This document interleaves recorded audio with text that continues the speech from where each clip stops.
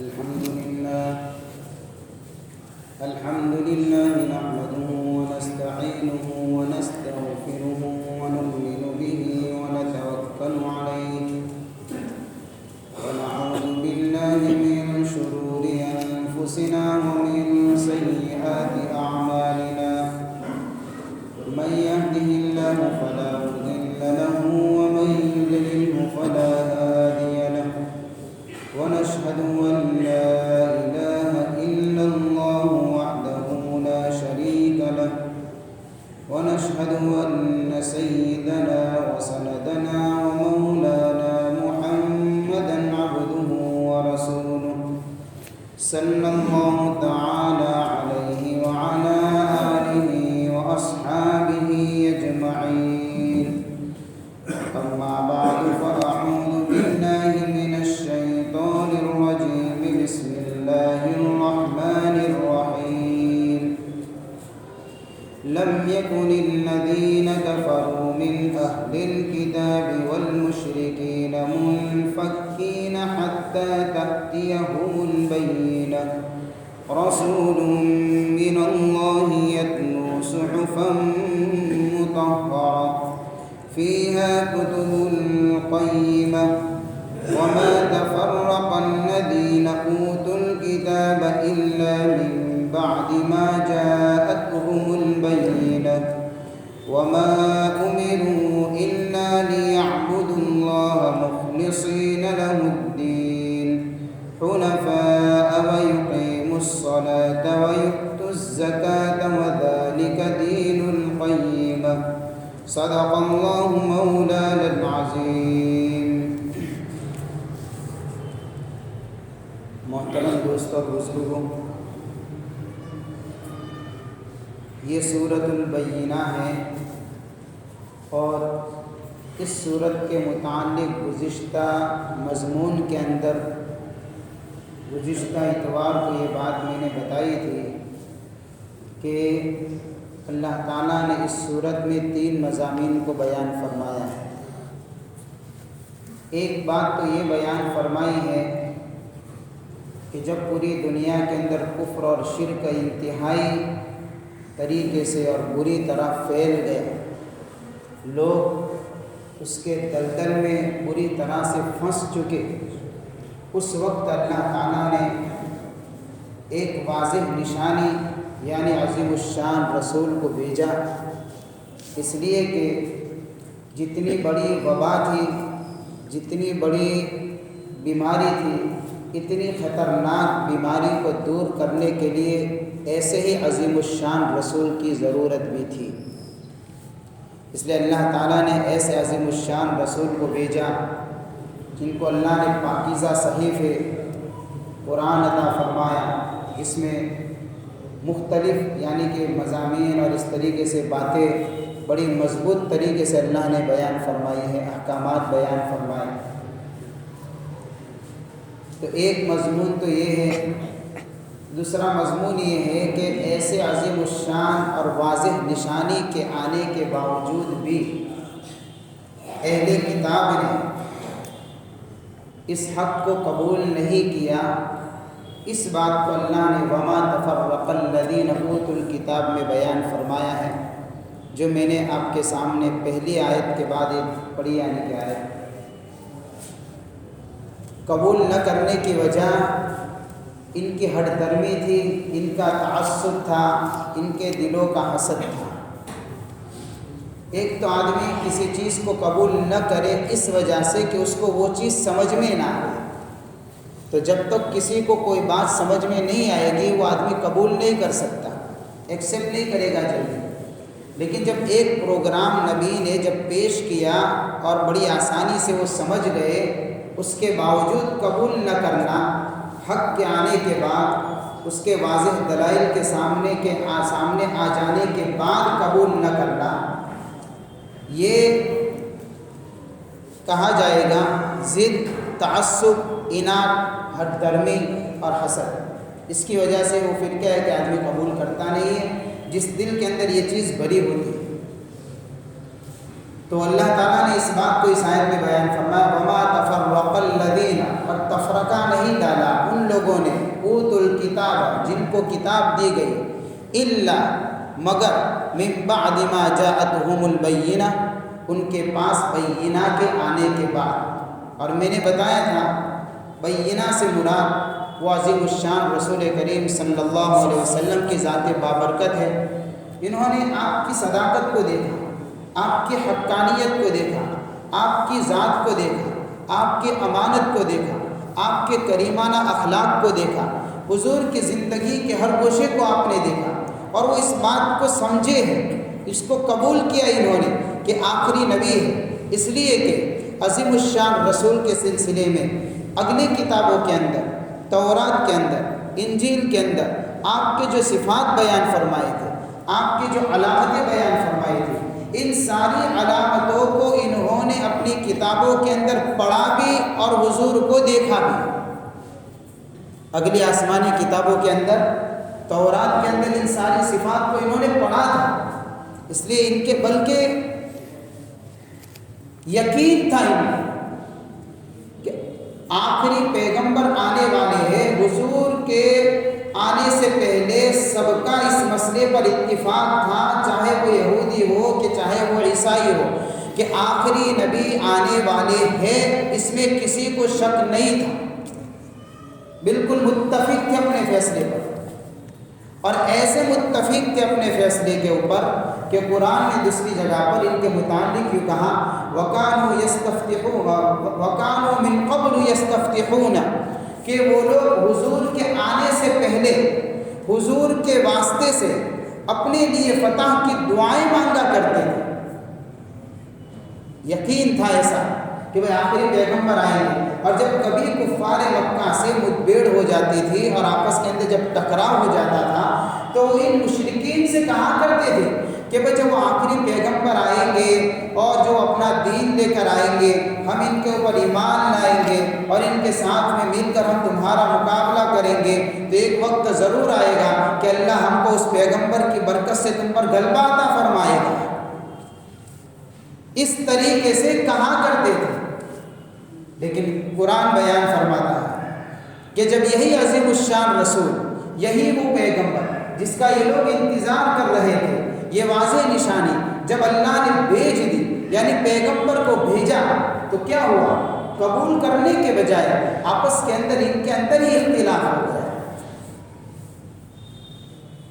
یہی فرقوں میں بٹ گئے، انہوں نے انکار کر دیا۔ چند گنے چنے لوگوں کے سوا اکثریت نے حضور کی رسالت کا انکار کیا، چاہے پھر وہ یہودی ہو کہ چاہے پھر وہ عیسائی۔ چند ہی لوگ تھے جس میں حضرت عبداللہ بن سلام رضی اللہ تعالیٰ عنہ جیسے، اور حضرت کعب احبار رضی اللہ تعالیٰ عنہ، حضرت سلمان فارسی رضی اللہ تعالیٰ عنہ، حضرت عبداللہ بن سلام اور حضرت کعب احبار یہ یہودیوں کے بڑے علماء میں ان کا شمار ہوتا تھا۔ حضرت سلمان فارسی رضی اللہ تعالیٰ وہ آگ کی پوجا کرنے والی قوم سے ان کا تعلق تھا، لیکن انہوں نے عظیم الشان رسول کو دیکھا اور ان کو دیکھنے کے بعد حضور کے اوپر انہوں نے ایمان کو قبول کیا، لیکن یہ لوگ ہر درمی پر اتر گئے باقی لوگ۔ حضرت عبداللہ بن سلام رضی اللہ تعالیٰ عنہ کے متعلق آتا ہے کہ جب حضور پاک صلی اللہ علیہ وسلم ہجرت فرما کر وہ اپنا واقعہ بیان فرماتے، اپنے ایمان لانے کا واقعہ، اس کے ذریعے سے پتہ چلتا ہے ہم کو کہ یہ لوگ کیسے ہٹ دھرم لوگ ہیں اور کیسے ضدی لوگ ہیں، کیسے تعصب پنا اس کے اندر بھرا ہوا اس قوم کے اندر۔ تو حضرت عبداللہ بن سلام رضی اللہ تعالیٰ عنہ یہ بڑے جلیل القدر صحابہ میں بھی ان کا شمار ہے، اس لیے کہ تورات کے انجیل کے عالم تھے اور بڑے علماء میں ان کا شمار تھا۔ اور ایک خوبی یہ ہے کہ حضرت یوسف علیہ السلام کے اولاد میں حضرت عبداللہ بن سلام، اور ایمان لانے سے پہلے ان کا نام حسین تھا، ایمان قبول کیا اللہ نے ان کا نام رکھا، اللہ کے نبی نے عبداللہ رکھا۔ تو ایسے یعنی جلیل القدر صحابی وہ فرماتے ہیں اپنے ایمان لانے کا واقعہ کہ جب حضور پاک صلی اللہ علیہ وسلم مدینہ طیبہ کے اندر یعنی ہجرت فرما کر آئے تو میں ایک مرتبہ اپنے باغ کے اندر تھا، کھجور کے درخت پر چڑھا ہوا تھا، اور کسی آنے والے نے خبر دے دی کہ وہ آخری نبی جو ہے وہ ہجرت کر کے یعنی کہ مدینہ طیبہ میں تشریف لائے ہیں، تو وہ کہتے ہیں کہ میں نے اللہ اکبر کا نعرہ لگایا اور زور سے نیچے یعنی چھلانگ لگائی، اترا ایک دم تیزی سے، اور حضور کی خدمت میں پہنچا دیکھنے کے لیے کہ جن نشانیوں کو میں نے تورات میں پڑھا اور انجیل میں پڑھا اور آخری نبی کے جو صفات بیان فرمائے گئے اور آخری نبی کی جو پہچان بیان کی گئی اپنی کتابوں کے اندر، کیا وہ نشانیاں وہ صفات اس نبی کے اندر ہے جو ہجرت فرما کر آئے، جن کے متعلق میں نے خبر سنی ہے؟ تو فوراً بھاگتے ہوئے حضور پاک صلی اللہ علیہ وسلم کی خدمت میں حضرت عبداللہ بن سلام رضی اللہ تعالیٰ عنہ پہنچتے ہیں، اور پہنچنے کے بعد جیسے حضور کے چہرے انور کو دیکھا، ان کی زبان سے ایک جملہ نکلا ہے، وہ فرماتے ہیں جیسے ہی میں نے حضور کے چہرے انور کو دیکھا، میں نے حضور کا چہرہ دیکھ کر فیصلہ کر دیا، لیس الوجہ بوجہ الکذاب، یہ چہرہ کسی جھوٹے کا نہیں ہو سکتا ہے۔ حضور کے ہاتھ پر فوراً ایمان قبول کیا، یہ وہ مبارک چہرہ ہے، کوئی جھوٹے کا چہرہ ایسا نہیں ہو سکتا ہے۔ کلمہ پڑھتے ہیں، ایمان قبول کرتے ہیں۔ پھر اس کے بعد حضرت عبداللہ بن سلام رضی اللہ تعالیٰ عنہ حضور پاک صلی اللہ علیہ وسلم سے فرماتے، یا رسول اللہ، میں یعنی کہ چونکہ یہودیوں سے میرا تعلق تھا، اب تو ایمان قبول کر دیا، میں اپنی قوم کو اچھی طریقے سے جانتا ہوں، بڑی ضدی قوم ہے، بڑی یعنی تعصب پرست قوم ہے، ان کے اندر ضد ہے، حسد ہے، عناد ہے، یہ ساری چیزیں، افترا پردازیاں، جھوٹا بہتان لگا، یہ ساری اس قوم کی طبیعت کے اندر مزاج میں بھرا ہوا ہے۔ آج کے بھی یہودی ایسے ہی، ان کے اندر یہی چیزیں ہیں۔ تو حضرت عبداللہ بن سلام رضی اللہ تعالیٰ عنہ حضور پاک صلی اللہ علیہ وسلم سے فرماتے، یا رسول اللہ، میں کسی جگہ چھپ جاتا ہوں، آپ میری قوم کے لوگوں کو بلائیے اور ان کو پوچھئے پہلے میرے متعلق کہ عبداللہ بن سلام کے بارے میں تمہارا کیا خیال ہے؟ حضرت عبداللہ بن سلام چھپ گئے، قوم کو ابھی بتا نہیں کہ انہوں نے تو ایمان قبول کیا ہے۔ کچھ یہودی لوگ آتے ہیں حضور کی خدمت میں، آپ علیہ السلام جو دعوت لے کر آئے تھے اس دعوت کو ان یہودیوں کے سامنے پیش کیا، اپنی رسالت کو ان کے سامنے پیش کیا، وحدانیت کو پیش کیا، لیکن انہوں نے انکار کر دیا۔ پہلی مرتبہ دعوت نے انکار کیا، پھر حضور نے دوسری مرتبہ کہا، پھر انکار کیا، تین مرتبہ پیش کی، حضور نے دعوت انکار کر دیا، انہوں نے مانا نہیں۔ تو آخر میں حضور پاک صلی اللہ علیہ وسلم نے ان یہودیوں سے پوچھا کہ یہ عبداللہ بن سلام جن کا تعلق یعنی تمہاری قوم سے ہے، ان کے متعلق تمہارا کیا کہنا ہے، کیا رائے ہے؟ تو انہوں نے کہا وہ عالم ابن عالم ہے، خود بھی عالم ہے، اور چھوٹا عالم نہیں بڑا عالم ہے، اور وہ بڑے عالم کا بیٹا بھی ہے۔ اتنا ہی بھی نہیں، وہ رئیس ابن رئیس ہے،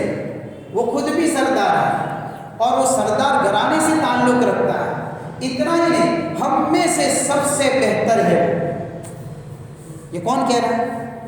انہی کے قوم کے لوگ حضرت عبداللہ بن سلام کے متعلق حضور کے سامنے گواہی دے رہے ہیں۔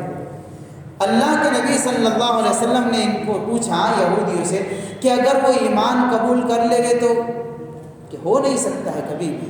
وہ ایمان قبول نہیں کر سکتا ہے، لیکن اگر وہ کرے تو کہ نہیں کر سکتا ہے۔ حضور پاک صلی اللہ علیہ وسلم نے حضرت عبداللہ بن سلام رضی اللہ تعالیٰ عنہ کو آواز لگایا، فوراً وہ دروازے کے یا جس چیز کے پیچھے بیٹھے تھے کلمہ پڑھتے ہوئے نکلتے ہیں، اشہد ان لا الہ الا اللہ واشہد ان محمد رسول اللہ، اور یہ کہا اپنی قوم سے کہ اللہ سے ڈرو اور ان کے یعنی کہ بات کو قبول کرو، یہی آخری نبی یہی آخری پیغمبر ہے۔ جب ان کی قوم نے ان کی بات کو سنا کہ یہ بھی ایمان قبول کر چکے ہیں تو فوراً سب ایک ساتھ میں پکار اٹھے اور کہنے لگے یہ تو ذلیل ابن ذلیل ہے۔ ایسی تعصب پرستی ان کے اندر بھری ہوئی تھی، اور اسی بات کو اللہ نے بیان فرمایا اس آیت کے اندر کہ انہوں نے اس واضح نشانی کے آنے کے بعد حق کو جو قبول نہیں کیا، اس کی وجہ یہ نہیں ہے کہ وہ کسی شک اور شبہ میں مبتلا تھے، اس کی وجہ یہ ہے کہ ان کی طبیعتوں کے اندر ضد اور ہر دھرمی بھری ہوئی تھی۔ وَمَا اخْتَلَفَ الَّذِينَ أُوتُوا الْكِتَابَ إِلَّا مِن بَعْدِ مَا جَاءَهُمُ الْعِلْمُ بَغْيًا بَيْنَهُمْ۔ دوسری جگہ پر اللہ نے اسی بات کو بیان فرمایا، اہل کتاب نے جاننے کے باوجود، کیونکہ وہ جانتے تھے، اہل علم سمجھے جاتے تھے، عقل مند سمجھے جاتے تھے، سمجھدار سمجھے جاتے تھے، اگلی کتابوں کا علم ان کے پاس تھا، علم ہونے کے باوجود اللہ کے نبی صلی اللہ علیہ وسلم کی رسالت کو قبول نہیں کیا، اختلاف کر دیا۔ اس کی وجہ کیا تھی؟ بغیم بینہم، یہ آپس کے اندر وہ عداوتیں تھیں، وہ دشمنیاں تھیں، وہ ضد تھی، وہ حسد تھا، وہ کوٹ کوٹ کر ان کے طبیعتوں میں بھرا ہوا تھا، جس کی بنا پر انہوں نے اس چیز کو قبول کیا نہیں۔ اس آیت سے پتہ چلتا ہے، ایک روایت سنا دو اس سے پہلے، یہ لوگ اس طریقے سے اختلاف کے اندر اتر گئے، فرقوں میں بڑھ گئے۔ حضور پاک صلی اللہ علیہ وسلم نے ارشاد فرمایا، حدیث پاک کے اندر آتا ہے کہ یہودیوں کے اندر 72 فرقے ہیں، میری امت 73 فرقوں میں بٹے گی، ما انا علیہ و اصحابی، ایک ہی فرقہ نجات پانے والا سمجھا جائے گا، جس پر میں اور میرے صحابہ ہیں، جو اس راستے پر چلیں گے وہ نجات پانے والے ہوں گے، جو اس سے ہٹیں گے وہ راہ راستہ سے بھٹک گئے۔ اس لیے میرے بھائی، قرآن اور حدیث کو سمجھنا اور اس کے مطابق چلنا، یہ جو محفلیں لگتی ہیں نا، یہ جو حلقے لگتے ہیں وہ اسی لیے لگتے ہیں تاکہ آدمی سمجھے، اور قرآن اور حدیث کو سمجھنے کے لیے فقہاء کا اور اس طریقے سے ان کے یعنی کہ بڑے بڑے علماء کرام کی باتوں کو سامنے رکھنا ضروری ہے۔ یہ سیڑھی ہے، آدمی ڈائریکٹ قرآن کو سمجھنا چاہے گا، کہاں سے سمجھے گا؟ کوئی چھت پر چڑھنا چاہے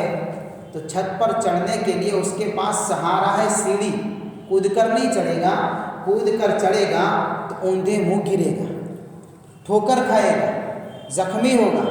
ہاتھ پیر ٹوٹیں گے، کیونکہ طریقہ یہ ہے ہی نہیں، چھت پر چڑھنے کا طریقہ یہی سیڑھی ہے۔ اسی طریقے سے قرآن کو سمجھنے کے لیے فقہ اور حدیث ہے، جب تک آدمی ان باتوں کو نہیں سمجھے گا، سیدھا اگر قرآن کی آیت کھول کر بیٹھ جائے گا وہ قرآن نہیں سمجھ پائے گا، اور قرآن کی آیتوں کا سمجھنا اس کے لیے مشکل ہو جائے گا، پھر وہ اپنی مرضی چلائے گا، پھر اپنی منمانی سے قرآن کے معانی بیان کرے گا، پھر اپنی مرضی کے مطابق اس کی تفسیر کرے گا، کیا ہوگا؟ نتیجتاً نکلے گا کہ آخر راہ راست بھٹک جائے گا۔ اس لیے اللہ کے نبی نے فرمایا کہ ایک وقت آئے گا کہ میری امت کے اندر 73 فرقے بن جائیں گے، ایک ہی فرقہ ہوگا ما انا علیہ و اصحابی، جس کے اوپر یہ لوگ چلیں گے تو اللہ ان کو کامیاب کریں گے، نجات دے دیں گے۔ وما تفرق الذين اوتوا الكتاب الا من بعد ما جاءتهم البينة، لہذا ان اہل کتاب کے اندر بھی واضح نشانے آنے کے بعد بھی ان کے اندر بھی اس طریقے سے اختلاف ہو گیا، فرقے بن گئے، آپس کے اندر اختلاف ہو گیا، اور پتہ نہیں کس کس طریقے سے گروہوں میں لوگ بڑھ گئے۔ آگے اللہ بیان فرما دے، وما امروا الا ليعبدوا الله مخلصين له الدين حنفاء ويقيموا الصلاة ويؤتوا الزكاة وذلك دين القيمة۔ ایک شبہ، ایک سوال پہلے ان آیت کو سمجھنے سے پہلے سمجھ لیں۔ ان یہودیوں نے بات تو ہو چکی ہے، لیکن خالی آیت کو سمجھانے کے لیے ان اہل کتاب نے اور اسی طریقے سے مشرکین نے، اس آیت کے اندر پہلی آیت میں مشرکین کا ذکر تھا،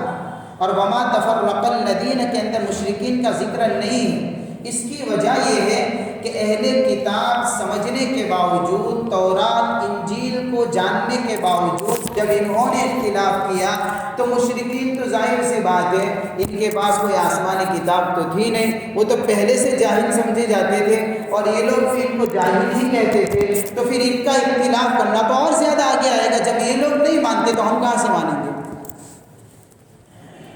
اس لیے اللہ نے اس آیت میں مشرکین کا ذکر نہیں کیا، لیکن مشرکین آ چکے۔ تو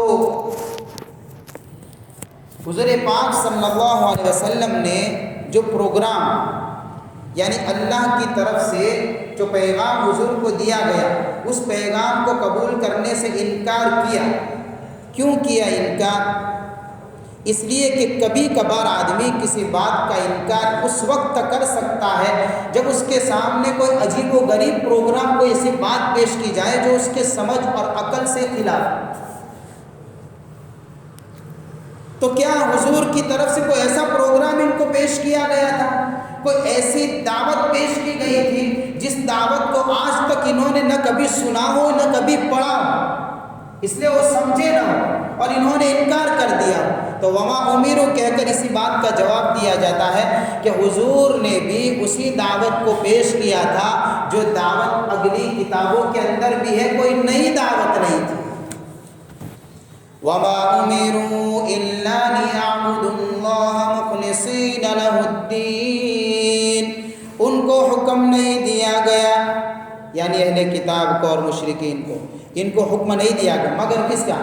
الا ليعبدوا الله، مگر اس بات کا کہ اللہ کی عبادت کرے، مخلصین له الدین، خالص کرتے ہوئے اس کے لیے دین کو، یعنی اصولی باتیں پیش کی تھی حضور نے، جن باتوں کا حکم ان کو بھی ان کی کتابوں میں دیا گیا تھا، لہذا دعوت کوئی نئی نہیں تھی، حضور کی طرف سے پیش کیا جانے والا پیغام کوئی نیا نہیں تھا، پیغام بھی وہی تھا۔ ہر شریعت کے اندر ان اصولی باتوں کو اللہ نے رکھا ہے۔ پہلی بات وما امروا، کہ اللہ کی عبادت کرے خالص کرتے ہوئے اس کو لیے دین کو، حنفاء ویقیموا الصلاۃ، یکسو ہو کر، حنفاء کا ترجمہ ہوتا ہے یکسو ہو کر، ایک طرف ہو کر، اس کی وضاحت میں کر دیتا ہوں۔ ویقیموا الصلاۃ، اور نماز کو قائم کرے، زکوٰۃ ادا کرے، وذالک الدین القیم، یہی مضبوط دین ہے، سیدھا دین ہے۔ یہ اصولی باتوں کو اللہ کے نبی صلی اللہ علیہ وسلم نے ان اہل کتاب کے سامنے پیش کیا، جو اصولی باتیں ان کے یعنی کہ تورات میں بھی موجود تھی اور اس طریقے سے انجیل میں بھی موجود تھی، اور اسی طریقے سے اگلی شریعتوں کے اندر بھی ساری باتیں موجود تھیں۔ ایک بات کیا؟ اللہ کی عبادت کرنا، جس کو دوسرے الفاظ میں اگر یہ کہا جائے توحید کو مضبوط کرنا اور اعمال کے اندر اخلاص پیدا کرنا، جس کو اخلاص فی العبادت کہا جائے گا۔ توحید میں شرک کی ملاوٹ نہ ہو، عبادت اسی کو کہتے ہیں۔ عبادت کس کو کہتے ہیں؟ کسی ذات کی انتہائی طریقے سے تعظیم بجا لانا، اختیاری طور پر اپنے آپ کو عاجز اور بے بس سمجھتے ہوئے، عاجزی کے انداز میں، تذلل کے انداز میں کسی ذات کی تعظیم کو بجا لانا اختیاری طور پر، اس کا نام عبادت ہے، اگر اس کیفیت سے کوئی کھڑا ہوتا ہے۔ لہذا اگر کوئی کسی کی تعظیم کرتا ہے مجبوری میں، اسی طریقے سے کوئی کسی کی تعظیم کرتا ہے کسی قہر اور ڈر کی وجہ سے، خوف کی وجہ سے، جیسے بادشاہ کی تعظیم کی جاتی ہے، یا تو اس لیے کہ وہ مجبور ہے کرنی پڑے گی تعظیم، یا تو بادشاہ کی تعظیم اس لیے کرے گا کہ بادشاہ کا ڈر اور خوف ہے، اور اس طریقے سے اس کی تعظیم بجا لاتا ہے،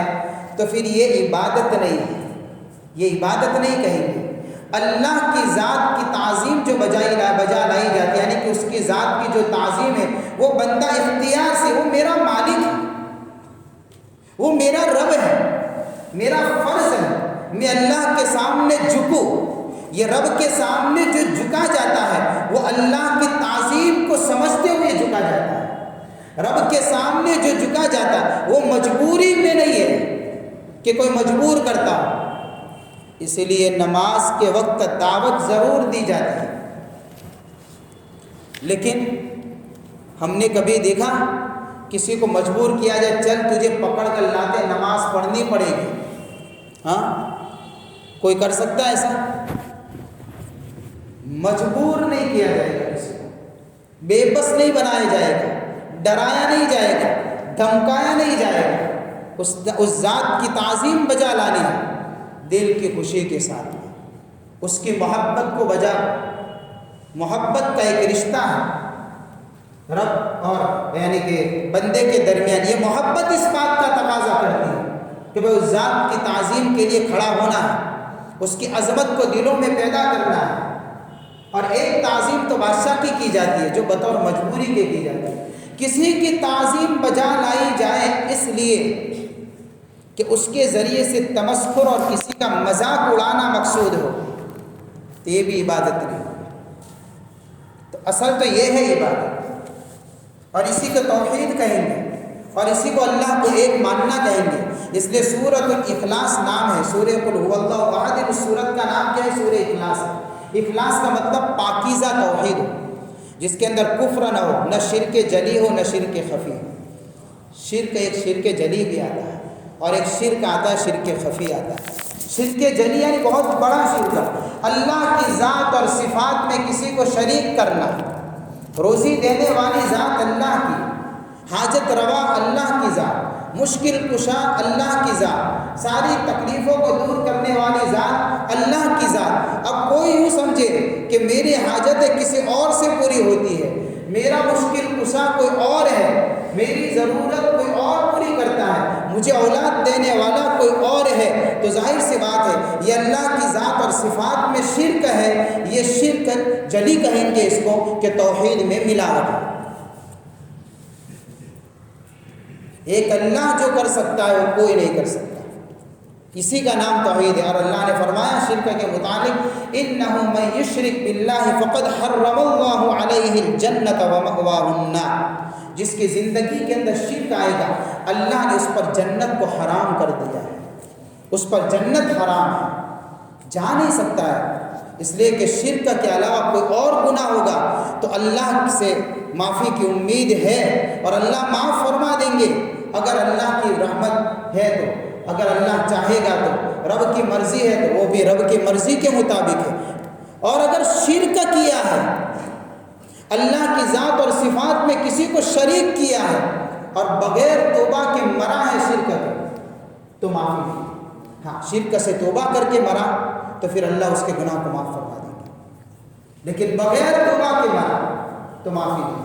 تو شرک جلی سے بھی بچنا اور شرک خفی سے بھی بچنا۔ شرک خفی کس کو کہتے ہیں؟ شرک خفی اس کو کہتے ہیں اعمال کے اندر ریاکاری نہ ہو،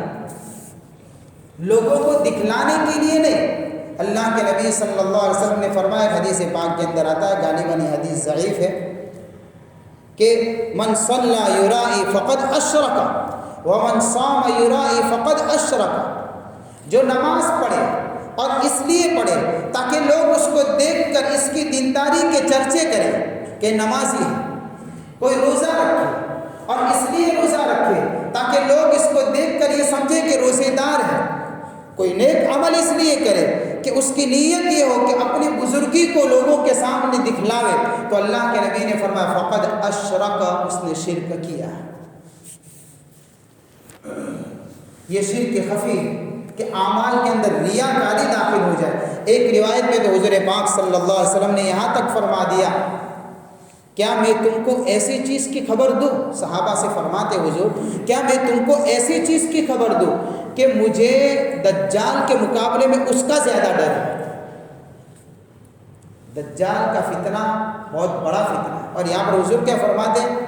دجال کا جو فتنہ ہے وہ ہے، لیکن اس سے بھی بڑے فتنہ، اس سے بھی بڑی خطرناک چیز تم کو بتاؤں وہ کیا ہے؟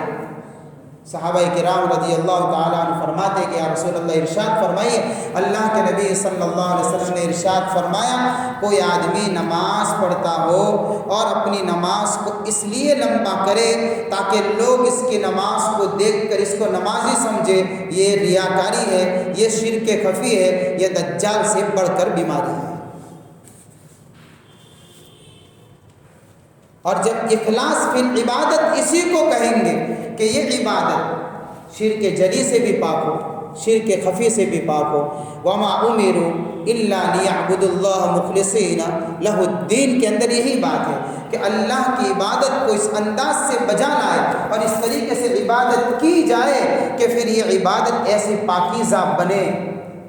ہر طرح کے شرک سے اور ہر طرح کی یعنی کہ گندگیوں سے پاک ہو۔ لیعبدوا اللہ مخلصین لہ الدین حنفاء ویقیموا الصلاۃ ویؤتوا الزکاۃ وذلک دین القیم۔ اس کی وضاحت آئندہ کریں گے۔ یکسو ہو کر وہ نمازوں کو قائم کرے اور زکوٰۃ کو ادا کرے، یہ بھی اصولی یعنی کہ باتیں ہیں ہر شریعت میں اللہ کی طرف سے جیسے توحید کا حکم تھا اس طریقے سے نماز کا بھی حکم تھا، زکوٰۃ کا بھی حکم تھا۔ یہ مسئلہ الگ ہے کہ ہر شریعت کے مزاج کے مطابق اللہ نے نماز اور زکوٰۃ کی کیفیت کو بدلا ہو، یہ بات الگ ہے۔ باقی اصولی طور پر اگلی شریعتوں میں بھی اللہ کی طرف سے نماز اور زکوٰۃ اور توحید یہ ساری چیزیں موجود تھیں۔ اللہ تعالیٰ ہماری زندگیوں کے اندر ان چیزوں کو پیدا فرمائے، صحیح معنوں میں توحید پیدا فرمائے، اخلاص پیدا فرمائے، ہماری زندگیوں میں نمازوں کو زندہ فرمائے، اور ہماری زکوٰۃوں کے مطابق اللہ یعنی کہ جو اس کا مکمل حساب ہوتا ہے اس کے مطابق زکوٰۃ نکالنے کی توفیق عطا فرمائے۔